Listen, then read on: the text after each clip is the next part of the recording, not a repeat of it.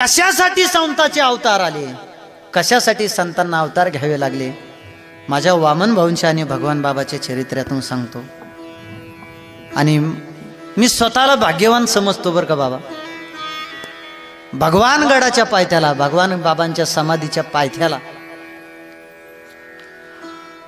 वैराग्य मूर्ती ब्रह्मलीन श्री संत वामन भाऊ महाराज यांचं जन्मगाव आहे बोरगाव चकला। ज्या गावात वामन भाऊ महाराजांचा जन्म झाला त्याच गावात माझा जन्म झाला, म्हणून मी भाग्यवान समजतो। आणि भगवान गडाच्या पायथ्याला खऱ्या अर्थानं माझं जीवन खऱ्या अर्थानं गेलं, भगवान गडावरती गेलं, म्हणून भाग्यवान समजतो। कशासाठी संतांचे अवतार आहेत, डोळ्यात पाणी येईल। फक्त वामन भाऊंचा आणि भगवान बाबाचा दृष्टांत सांगतो का, त्यांच्या पुण्यतिथी निमित्त कार्यक्रम आहे। तुम्हाला कळाले पाहिजे वामन भाऊ काय होते, तुम्हाला कळाले पाहिजे भगवान बाबा कोण होते, याच्यासाठी मला दृष्टांत सांगायचे का। त्यांचं चरित्र असा शब्द ना शब्द वाचलेला आहे दोघांच्या चरित्राचा। भगवान बाबा नारायणगडावरती असताना डोळ्यात पाणी येईल बरं का तुमच्या। माझ्या बाबांना त्रास किती झाला। भगवान बाबा नारायणगडावरती असताना माणिक बाबांची सेवा करायचे।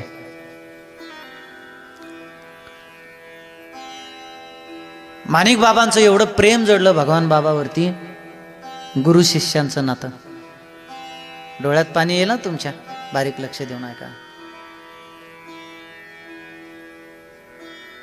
बंकट स्वामी काही दिवसांनी नारायणगडावरती आले। भगवान बाबा माणिक बाबांची एवढी सेवा करायचे, माणिक बाबाला वाटायचं मी स्वतः भाग्यवान आहे, एवढा गुणी मुलगा, एवढा गुणी विद्यार्थी, एवढा गुणी शिष्य मला मिळाला। ऐका बरं का। आणि माणिक बाबांनी विचार केला, आता भगवान बाबांना कुठंतरी चांगल्या एखाद्या गुरु घराण्यामध्ये पाठवलं पाहिजे आध्यात्मिक शिक्षणासाठी। बंकट स्वामी आले आणि बंकट स्वामीला माणिक बाबांनी सांगितलं, माणिक बाबा हे भगवान बाबांचे गुरु, हा पहिले गुरु, तुमच्या लक्षात यावं म्हणून। माणिक बाबा माझा भगवान, याला आळंदीला घेऊन जा आणि आपल्या सद्गुरु जोग महाराज वारकरी शिक्षण संस्थेमध्ये 4 वर्ष अध्ययन करू द्या। ऐका, बंकट स्वामी भगवान बाबांना न्यायला तयार झाले। माणिक बाबांनी भगवान बाबाची कीर्ती सांगितली। माता माऊलीवर भगवान बाबा कोण होते, ऐका ऐका। कीर्ती सांगितली। बंकट स्वामींनी भगवान बाबाला जवळ घेतलं आणि दुसऱ्या दिवशी निघाले। लेकराला वाट लावताना माय जशी रडावी ना, भगवान बाबांना वाट लावताना, भगवान बाबांना वाट लावताना माणिक बाबा तेवढे रडले। शिष्यासाठी गुरु रडले। जगातले पहिले गुरु आणि शिष्य असे झाले असतील ते माणिक बाबा आणि भगवान बाबाच। शिष्यासाठी गुरु रडले। बंकट स्वामी घेऊन निघाले भगवान बाबांना। 4 वर्ष अध्ययन केलं, वापस आले। नारायणगडावरती स्थायिक झाले, माणिक बाबांच्या गादीवरती। आणि भगवान बाबांचा त्रास मी तुम्हाला सांगतो बरं का। अनेक समाजकंटक भगवान बाबांच्या मुळावर उठले होते। कुणीही यावं भगवान बाबाला शिव्या द्याव्या, कुणीही यावं भगवान बाबाला जे नाही ते शब्द बोलावेत, कुणीही यावं भगवान बाबाला अर्वाच्य शब्दामध्ये बोलावं, भगवान बाबांनी ते सहन करावं। एक वेळेस नास्तिक लोकांच्या मनात आलं भगवान बाबाला या गादीवर ठेवायचंच नाही। ऐका बाबा, नाना पाटील नावाचा आमच्या परिसरात माणूस होऊन गेला तेव्हा, नाना पाटील। ऐका, नाना पाटलांचा एवढा दरारा असायचा की कुणालाही नाना पाटील बोलता बोलता बेड्या ठोकायचं आणि पोलीस कस्टडीत पाठायचं, इतका दरारा होता। लोकांनी सांगावं नाना पाटलाला, ओ पाटील हे भगवान बाबा नारायणगडाच्या गादीवर महंत शोभत नाहीत, पापी माणूस आहे, हे कशाचे संत आहेत, यांना नारायणगडावरून खाली हाकलून दिलं पाहिजे. ऐका बर का, नाना पाटील नारायणगडावरती गेले आणि भगवान बाबाच्या सेवकाला, लाल बुंद चेहरा झालेला नाना पाटलाचा सेवकाला सांगितलं, कुठे गेले भगवान बाबा, बोला भगवान बाबाला. लाल बुंद चेहरा झाला. भगवान बाबाला खाली हाकून द्यायचं होतं, बेड्या ठोकायच्या होत्या. भगवान बाबाचा विद्यार्थी बाबांकडे गेला, बाबा नाना पाटील आलेत. भगवान बाबा पूजा करत होते, तुम्हाला भेटायचंय म्हणतात. बाबा म्हणले काय नाही, त्यांना सांगा पूजा झाली का बाहेर येतो बसा. संत कसे असतात, संत कुणाला म्हणायचं आहे का. बाबांची पूजा झाली, लाल बुंद चेहरा झालेला नाना पाटलाचा. नाना पाटील गेले आणि भगवान बाबा ते तेजस्वी स्वरूप घेऊन नाना पाटलांच्या पुढे गेले, हात जोडले. बोला नाना पाटील, कसं काय येणं केलं गडावर. तो भगवान बाबांचा चेहरा पाहिला आणि भगवान बाबाचा चेहरा पाहिल्याच्या नंतर एका क्षणात नाना पाटलांच्या चेहऱ्यावरचा राग गायब झाला आणि भगवान बाबाच्या चरणावर लोळण घेऊ लागला. ऐका, ही ताकद भगवान बाबांची होती. भगवान बाबा एकच शब्द बोलले, नाना पाटील चालूच असतं गावगाड्यात, लोकांचं कुठं मनावर घ्यायचं नसतं. नाना पाटील म्हणला, बाबा मी तुम्हाला शब्द सुद्धा बोललो नाही, तुम्हाला कसं कळालं मी माझ्या मनात काय आहे सांगू. एवढ्या रागानं माणूस आलेला, क्षणात त्याच्या जीवनामध्ये राग नाहीसा करून त्याच्याकडे नम्रता प्राप्त करून देण्याची ताकद ही माझ्या भगवान बाबामध्ये होती. ऐका, तरी सुद्धा वाईट लोकांना सोडलं नाही बाबाला. बाबांच्या उशाला चोळ्या आणून ठेवल्या, बांगड्या आणून ठेवल्या. पुन्हा लोक आले, पुन्हा लोकांना सांगितलं, अहो कशाचे तुम्ही संत भगवान बाबा आणि कशाचे बाबा तुम्ही, तुमच्या उशाला महिलांच्या चोळ्या, महिलांच्या बांगड्या. भगवान बाबांनी विचार केला, ज्या इंद्रियामुळे मला हा त्रास होतोय ते इंद्रियच तोडून टाकतो ना मी. ऐका, पखाल डोह नावाचा आमच्याकडे ओढा आहे, एक ओढा कळतो ना तुम्हाला, ओढा. त्या पखाल डोहामध्ये भगवान बाबा गेले आणि ऐका बर का, ज्ञानेश्वरीवरती खूप प्रेम होतं बाबांचं. स्वतःच्या जीवावरती, जीवापेक्षा जास्त ज्ञानेश्वरीवर प्रेम, स्वतःच्या जीवापेक्षा जास्त ज्ञानोबारायावरती प्रेम होतं. ज्ञानेश्वरी अशी हृदयाला धरली, भगवान बाबा रडले आणि विचार केला, ज्या इंद्रियामुळे मला त्रास होतोय ते इंद्रिय मला ठेवायचं नाही. ज्ञानेश्वरी बाजूला ठेवली, 2 गारगुटी घेतल्या, 2 गारगुटी. ऐका ना, जेव्हा डॉक्टर इंजेक्शन देणार आहे तुम्हाला माहिती असतं, तुम्ही सगळ्या देवाचे नाव घेता हो, पण ऐका ना, भगवान बाबाला माहित होतं माझ्या हातून माझं इंद्रिय तुटणार आहे. डोळ्यामध्ये अश्रू आणले आणि ऐका ना बाबा, गारगुटीने इंद्रिय तोडलं माझ्या बाबानं गारगुटीने इंद्रिय तोडलं. अहो इंद्रिय खाली पडलं.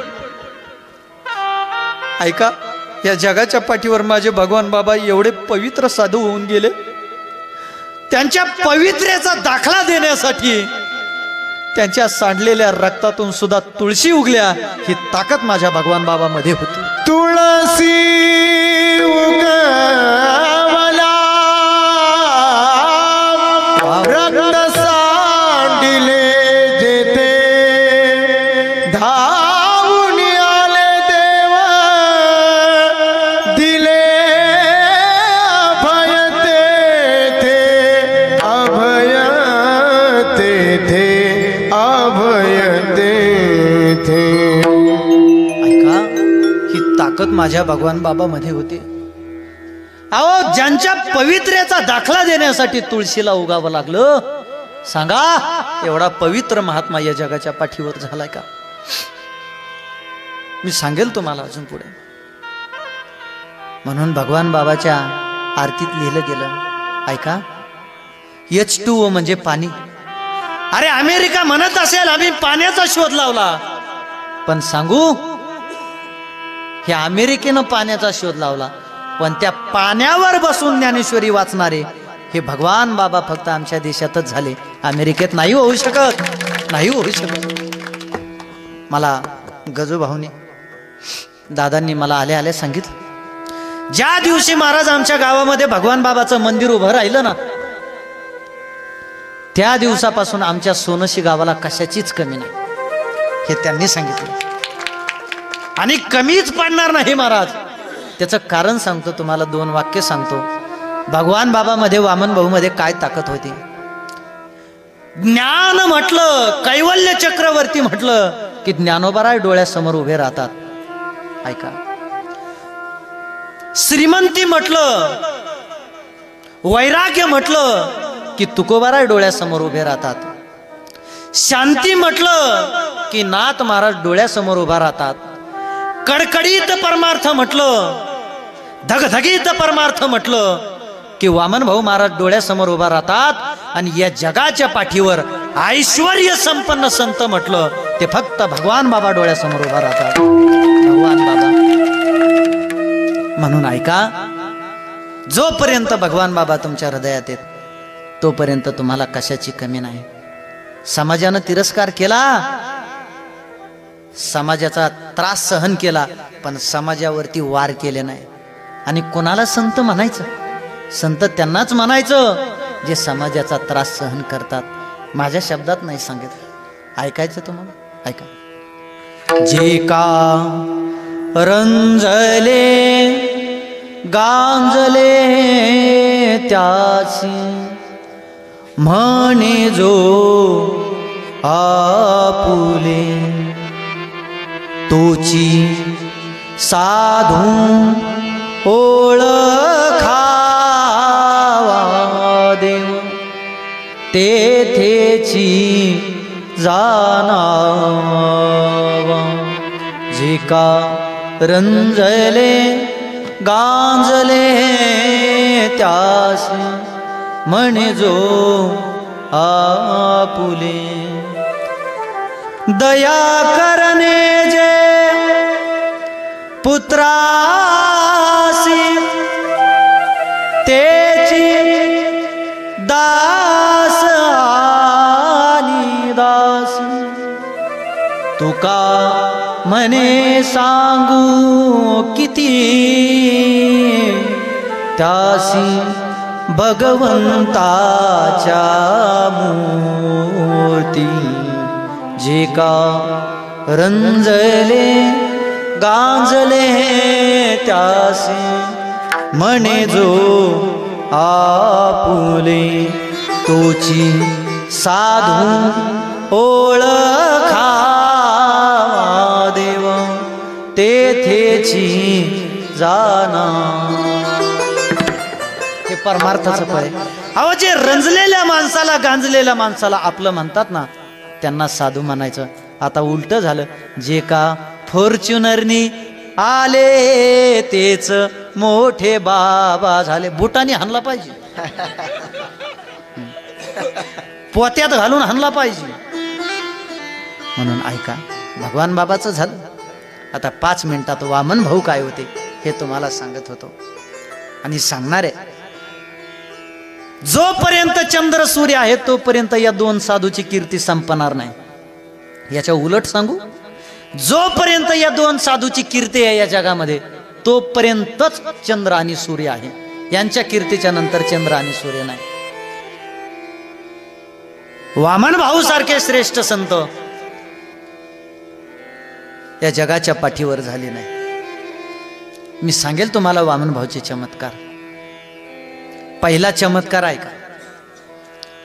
वामन भाऊ महाराजांचा जन्म झाला. बाबा 39 दिवसाचे वामन भाऊ महाराज झाले आणि आईचं नाव राहीबाई माता आणि वडिलांचं नाव तोलाजी पाटील वामन भाऊंच्या. राहीबाई माता यांनी वामन भाऊ महाराजाला एका तेजस्वी पुत्राला जन्म दिला. कृष्णदादा ऐका, 39 दिवसाची माझी राहीबाई माता झाली आणि माता मावल्यानं बाळांपणाचा आजार झाडला. 39 दिवसाचे माझे वामन भाऊ महाराज 39व्या दिवशी वामन भाऊंच्या आईनं राहीबाई मातेनं बाळांपणाच्या आजाराच्या वेदना सहन झाल्या नाही म्हणून वामन भाऊ 39 दिवसाचे असताना त्यांनी त्यांचा देह ठेवला. ऐका बरं का, माझे वामन भाऊ महाराज 39 दिवसाचे आणि 39व्या दिवशी आई वारली. हो, आई वारली. बाबा चमत्कार सांगू वामन भाऊंचा पहिला. ज्या दिवशी आई वारली त्याच्या दुसऱ्या दिवशी 75 वर्षाची वामन भाऊंची आजी, 75 वर्षाच्या आजीला पाना फुटला आणि वामन भाऊ महाराज 75 वर्षाच्या आजीला दूध पेले. ही ताकद वामन भाऊ महाराजांची. 39 दिवसाचे वामन भाऊ महाराज, 39 दिवसाचे. असं तेजस्वी सूर्यासारखं तेजपुंज चेहरा होता. हळूहळू वामन भाऊ महाराज मोठे झाले, खेळू लागले. आईची कृपा छाया नव्हती. ऐका बरं का, मोठे झाले वामन भाऊ महाराज आणि खऱ्या अर्थानं शाळेत जाऊ लागले. खांद्यावरती पताका घ्यायचे, रामकृष्ण हरी भजन करायचे, हरिपाठ म्हणायचे, मंदिरात जायचे, हरिपाठ करायचे, भजनाला जायचे. आणि वामन भाऊ महाराजांचे शिक्षक हे मुस्लिम समाजाचे होते बाबा. त्या शिक्षकानं सगळ्या मुलांना उठावं बारीबारचीनं.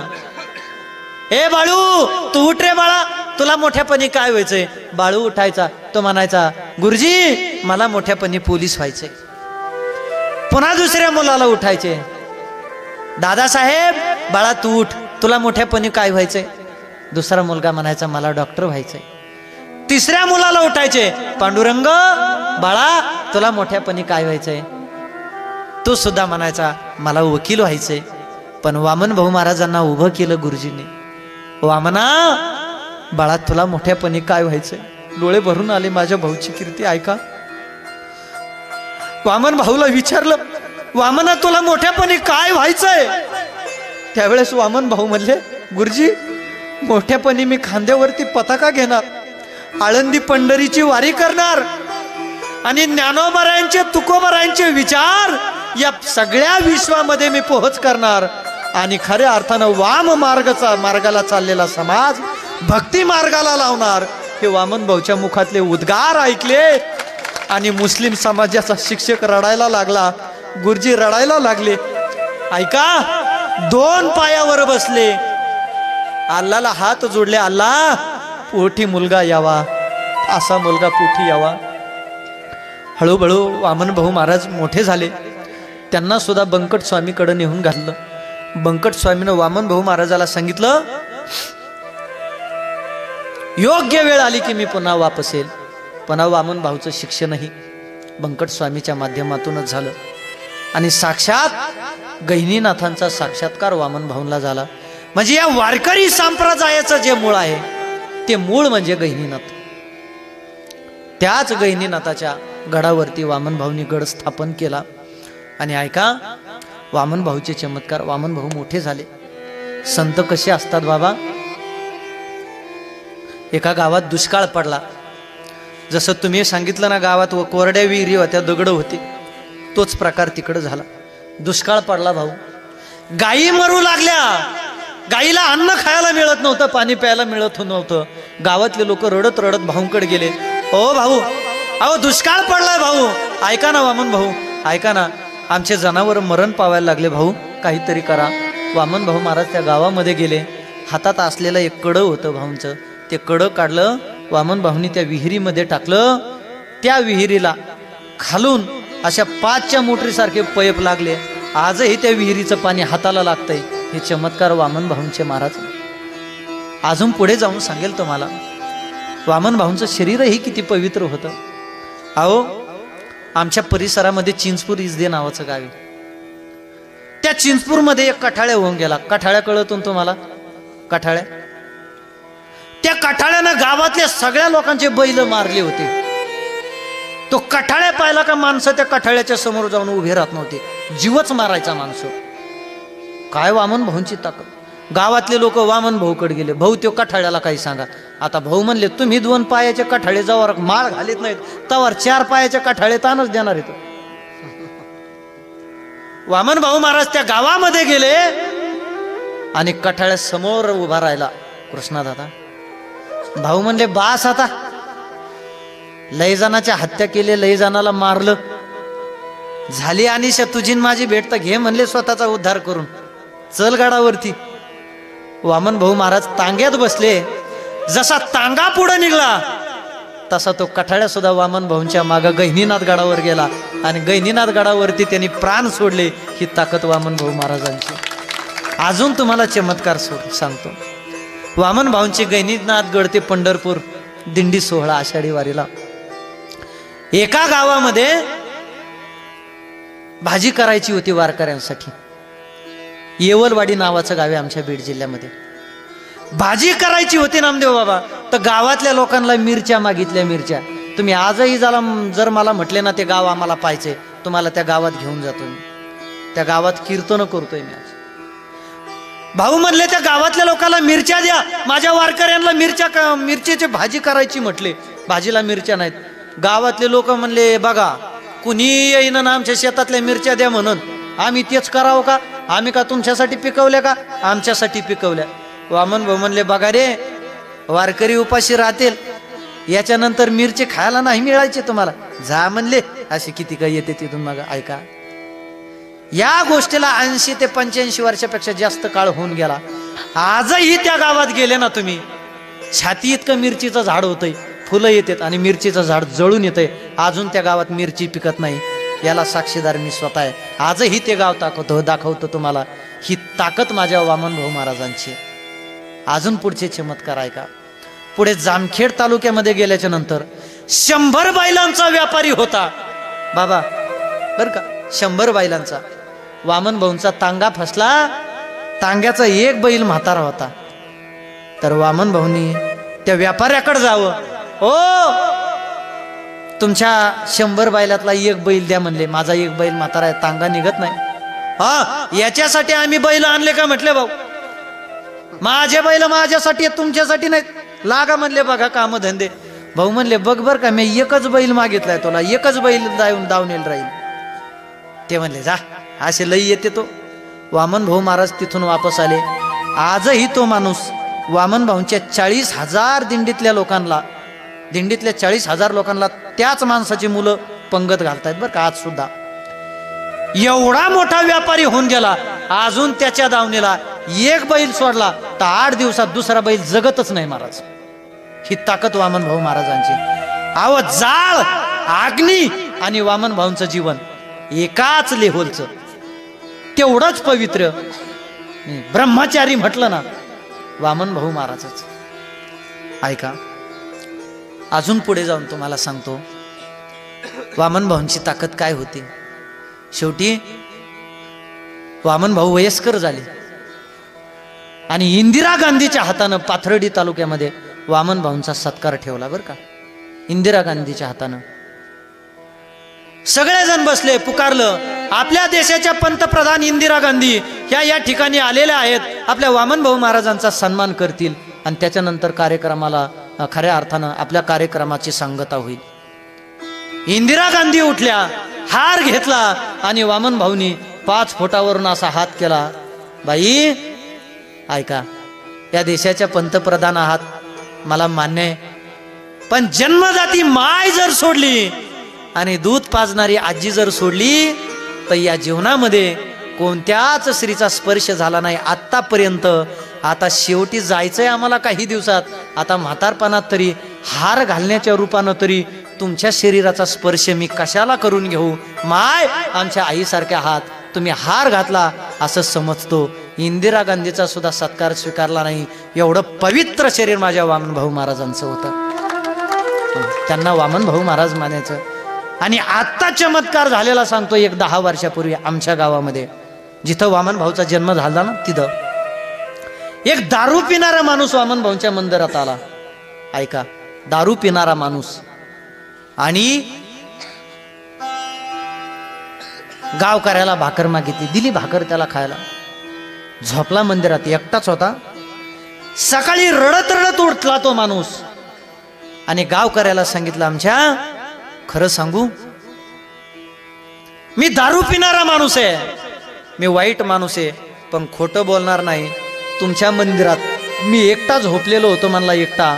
पण पहाटे 4 वाजल्यापासून विणा वाचतोय आणि काकडावा मी ऐकला म्हणला माझ्या कानानं, आणि माणूस तर मला कुठंच दिसला नाही. आजही वामन भाऊ महाराज त्या जागेवर काकडा घेत आहेत. याला संताचं शरीर म्हणायचं. दारू पिणाऱ्या माणसाच्या मुखातले वाक्य ऐकले महाराज.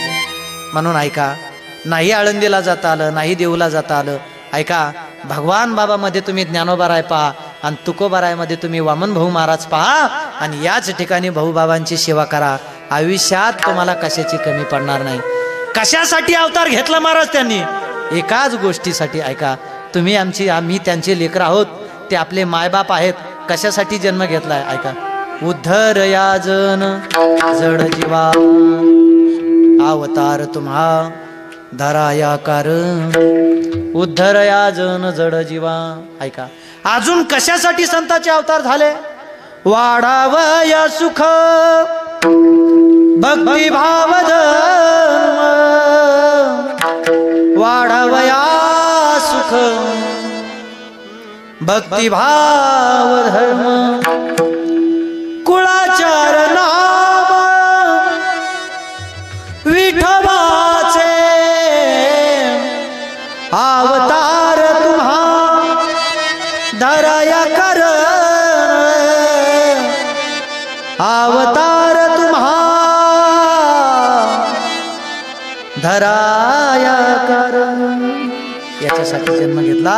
म्हणून एकदा जाता जाता त्या पांडुरंगाचं एकदा भजन करा.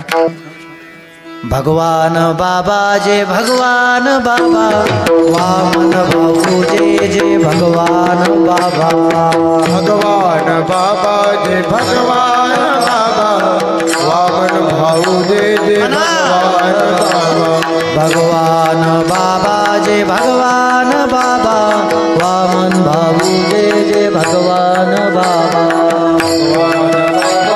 भगवान बाबा, वामन भाऊ जय जय भगवान बाबा.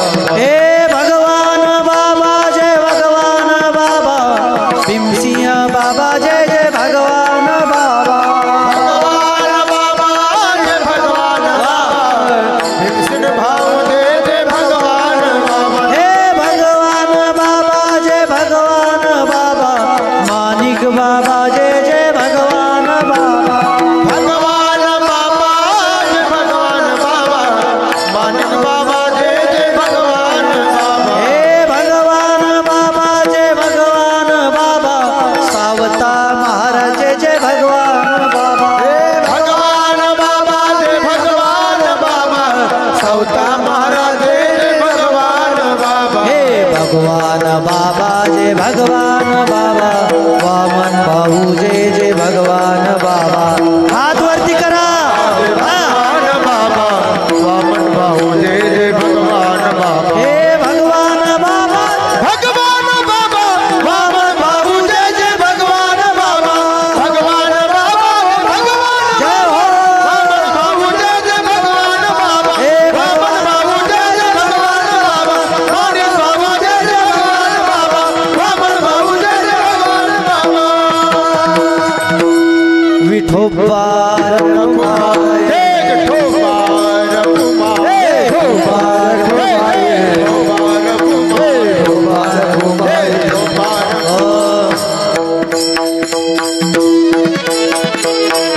एवढे संत दयाळू आहेत, एवढे संत कृपाळू आहेत. मग महाराज आम्ही आमच्या आयुष्यात काय करावं? ऐका, संताची संगत आयुष्यामध्ये महत्वाची आहे.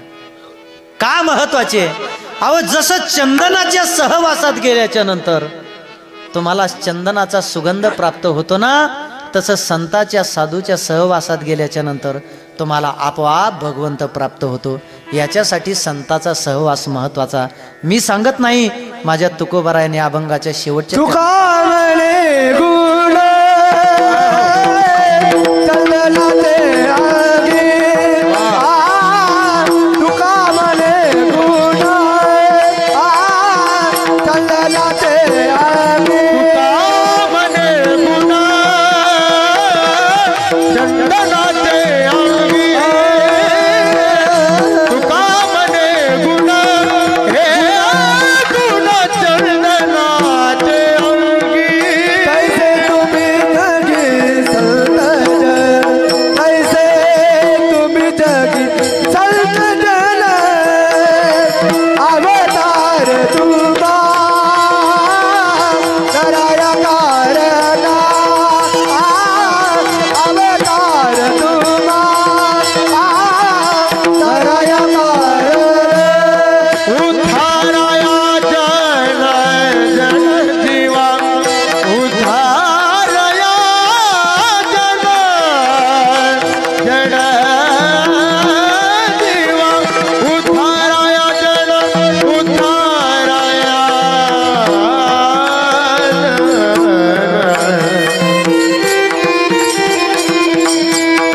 उधारया जन